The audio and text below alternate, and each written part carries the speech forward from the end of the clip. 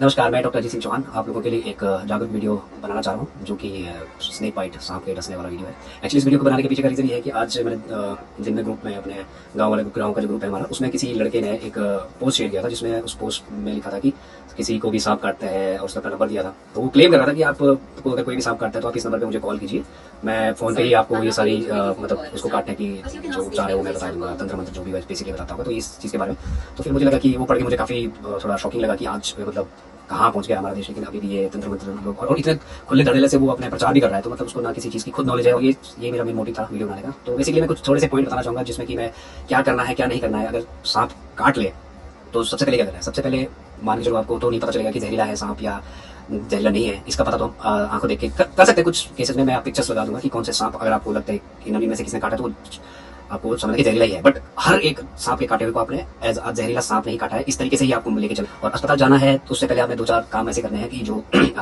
आपको मतलब जान बचा सकता है। क्योंकि जहरीला सांप अगर काट जाए तो मुश्किल से कुछ सांप ऐसे जो घंटा 1.5 घंटे में भी आपकी हालत मतलब बहुत ही क्रिटिकल कर सकता है। तो इसलिए आपको बहुत ही क्विक एक्शन लेने हैं, तुरंत आपको समय बचाते हुए काम करना है। और सबसे पहले आपने करना है, खेत में काटा है जहाँ भी काटा है आप ये ना करें सबसे पहले तो मैं घर जा रहा हूँ, नहाऊंगा धोऊंगा नए कपड़े पहनूंगा, ये मतलब मेरे खेतों में पुराने कपड़े पहन के मैं आसपास, आपको जहाँ काटा आपने वहीं से सीधे उठ के सीधा अपने साथ वालों को किसी को फोन करके तुरंत आपने वहाँ से अस्पताल पहुंचना है। ठीक है, सबसे पहले आप और पहुंचने से पहले आप जिस अस्पताल के लिए जा रहे हो उस अस्पताल में फोन करके ये पता कर लीजिए कि वहाँ पे लगने वाला जो एंटी स्नेक वेनम होता है तो उसकी दवाई वहाँ पे है।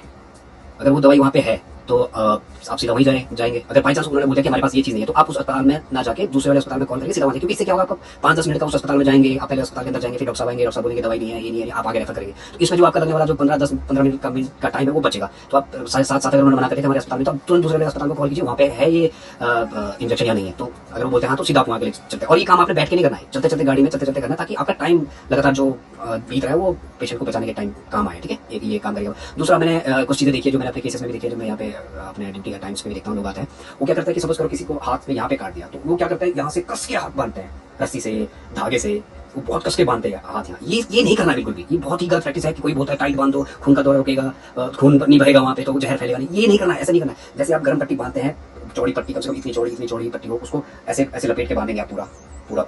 ठीक है, ये तरीका, बाकी मैं वीडियो फोटो लगा दूँ किस तरीके की बांधे, तो ऐसे बांधना है और उसको स्प्लिट बांधना है, लकड़ी का टुकड़ा हो या कोई फट्टा हो ऐसे उसको, ताकि वो हिले ना। और सबसे पहले जहाँ से काटा है जिस टांग काटे तो हिलाना नहीं है ज़्यादा उस बॉडी को, और पेशेंट को बिल्कुल काम रखना है, शांत रखना है कि घबराने की बात नहीं, हम पहुंच जाएंगे बात होगी ऐसा करके। पेशेंट को घबराएगा तो दिल की धड़कनें ज़्यादा तेज होगी, जो फटाफट जहर फैलने का डर है। तो उसको शांत करके लेटा दीजिए, आराम से लेटा के एम्बुलेंस को कॉल करिए, एम्बुलेंस आ रही है ठीक है, नहीं आ रही आप तुरंत अपनी गाड़ी से हो आसपास में तो तुरंत अस्पताल लेके आएंगे।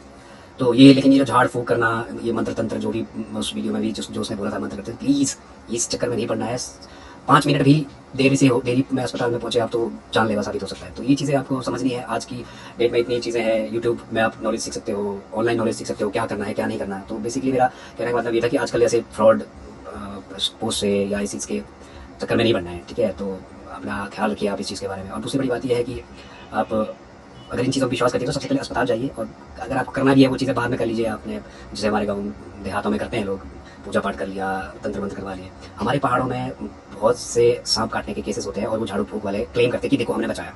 तो इस चीज़ को मैं बताना चाहता हूँ आपको कि हमारे पहाड़ में या इधर हिमालयन जो एरिया से 70% ऐसे सांप काटते हैं जो जहरीले नहीं होते हैं।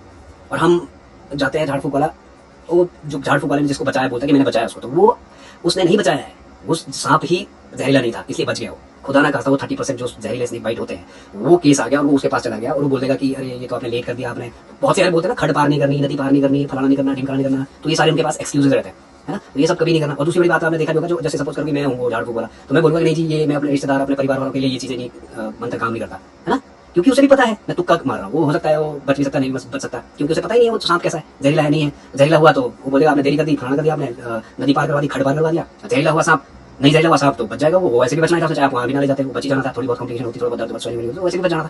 तो मेरा बेसिकली कहने का मतलब ये है कि आप इस चीज़ के चक्कर में ना पड़िए। आपको नहीं पता वो जहरीला था सांप नहीं था, जहरीला सांप खुदा ना खास्ता एक पल के लिए अगर वो जहरीला सांप हुआ और आप झाड़ फूक के चक्कर में पड़ गए तो वो आप मतलब बहुत मुश्किल में पड़ सकते हैं। तो इसलिए तुरंत से तुरंत अस्पताल जाइए, किसी भी सरकारी अस्पताल जाना, सरकारी अस्पताल में इसका टीका रहता है, वो टीका लगाएंगे, टीका लगा के आप ठीक हो सकते हैं। फिर उसके बाद जो भी करना है। बस ये छोटा सा वीडियो था, उम्मीद है कि आप लोग इस वीडियो से थोड़ा सीखेंगे और ये झाड़ फूक के चक्कर में, अंधविश्वास के चक्कर में नहीं पड़ेंगे। बेसिकली देवी देवता मानना अलग चीज़ होती है, ये चीज़ें करना बहुत, दोनों में बहुत फर्क है। बस बेसिकली मैं ये समझाना चाह रहा हूँ। मैं भी यहाँ का लोकल हूँ मैं, मुझे भी पता है, मैं भी जानता हूँ ये चीज़ें क्या होती है।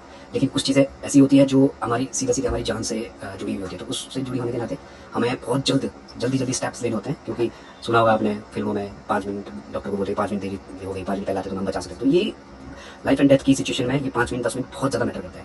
5 मिनट पहले लग गया होता है इंजेक्शन तो बच जाता, 5 मिनट बाद लगेगा तो वो आने जाने की टाइम पे ही होता। आपने क्विक एक्शन लेना है, जहाँ काटा खेत में, खेत से सीधे उठा के ले जाना है। ये नहीं कि पहले घर में जाऊँगा, कपड़े मेरे पुराने थे मैं थोड़े से नए कपड़े पहनूंगा, या खेतों में काम करते हुए गंदा हूँ, पसीना है, ये मैं थोड़ा सा नहाऊंगा।